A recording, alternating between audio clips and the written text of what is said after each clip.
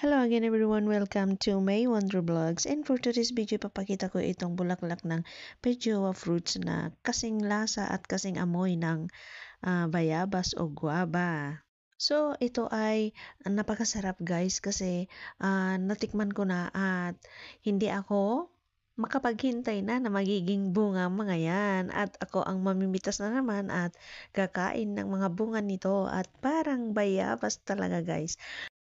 And few moment later, ayan na nga, namunga na ang ating bayabas o kaya pijowa at naglalaglagan na guys. Pag naglalaglagan na, meaning ay pwede na siyang pitasin at kainin. So ayan ang pijowa.